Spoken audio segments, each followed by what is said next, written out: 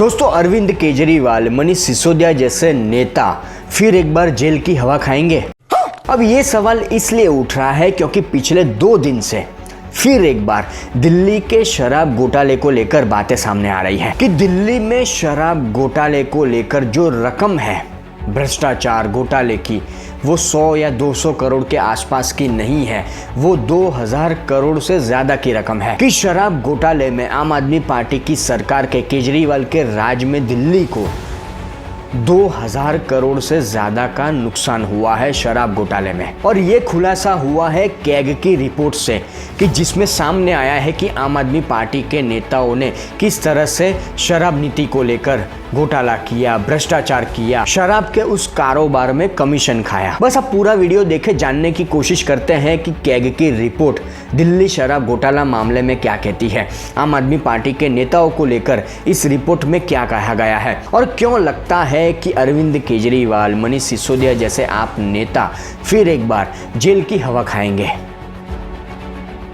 नमस्कार दोस्तों, 60-65 सालों तक हमारे देश में कांग्रेस की सरकार रही और कांग्रेस की सरकार में अनगिनत घोटाले, हजारों लाखों करोड़ के अनगिनत घोटाले, नेहरू से लेकर मनमोहन सिंह की सरकार, अनगिनत घोटाले। पर इन घोटालों को लेकर जितनी बात नहीं हुई होगी उतनी बात दिल्ली के शराब घोटाले को लेकर हो रही है, क्योंकि कांग्रेस ने 60-65 सालों में ये घोटाले किए, पर अरविंद केजरीवाल ने तो 10 साल में दिल्ली में शराब घोटाला कर दिया। और दिल्ली का ये शराब घोटाला भी कैसा, लाखों की रकम नहीं है, हजारों करोड़ की रकम है। करीब 2000 करोड़ से ज्यादा का नुकसान, 2000 करोड़ से ज्यादा का घोटाला। कि हाल ही में दिल्ली शराब नीति को लेकर कैग की एक रिपोर्ट सामने आई जिसमें खुलासा हुआ कि अरविंद केजरीवाल की इस शराब नीति से, इस शराब घोटाले से दिल्ली को 2026 करोड़ रुपए का भारी नुकसान हुआ है। कितना?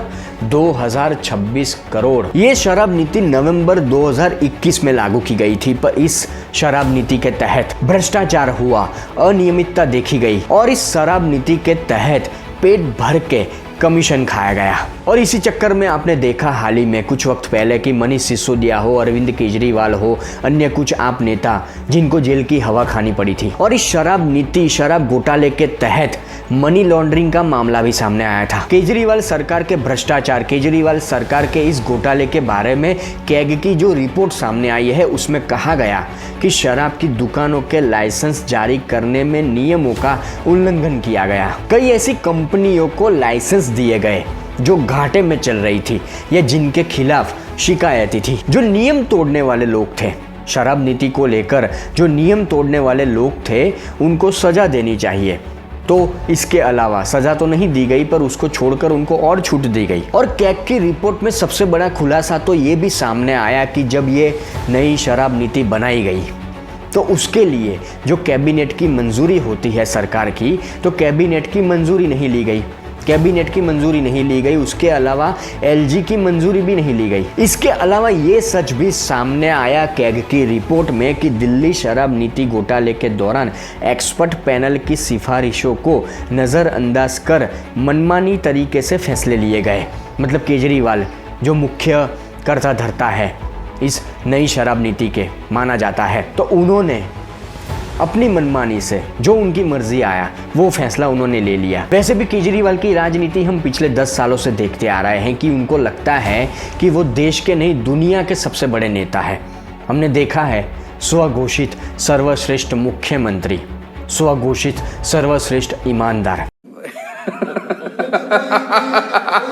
इस कैग की रिपोर्ट में ये भी सामने आया कि लाइसेंस धारक, शराब बेचने वाले जो लाइसेंस धारक हैं या जो विक्रेता है, उनके बीच ऐसे समझौते हुए जो उचित नहीं थे। और ये बात भी सामने आई कि सरकार ने, दिल्ली सरकार ने, केजरीवाल सरकार ने कोविड के नाम पर, जब कोरोना महामारी देश में चल रही थी, तो कोविड के नाम पर 144 करोड़ की लाइसेंस फी माफ कर दी, जबकि ऐसा करने की कोई ज़रूरत नहीं थी। और शराब नीति को लेकर कैग की रिपोर्ट में ये भी खुलासा हुआ कि शराब की गुणवत्ता और जांच पर ठीक तरह से ध्यान नहीं दिया गया। मतलब केजरीवाल और उनके नेताओं की, उनकी सरकार की साफ नीति है, शराब पिलाओ, जो होना है वो हो, हमें तो बस पैसा कमाना है, हमें तो बस घोटाला करना है, भ्रष्टाचार करना है।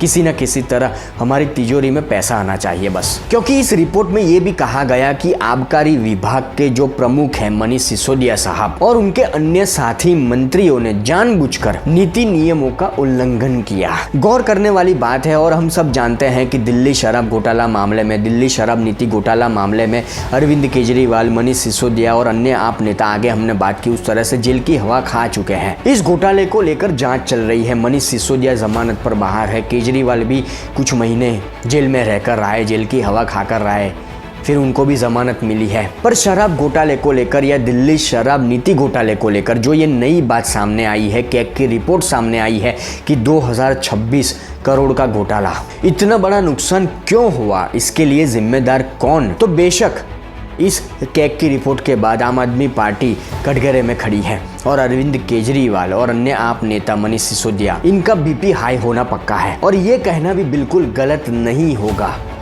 कि इस घोटाले को लेकर फिर एक बार अरविंद केजरीवाल, मनीष सिसोदिया या अन्य आप नेताओं का भी नाम आ सकता है कि फिर एक बार वो जेल की हवा खाए।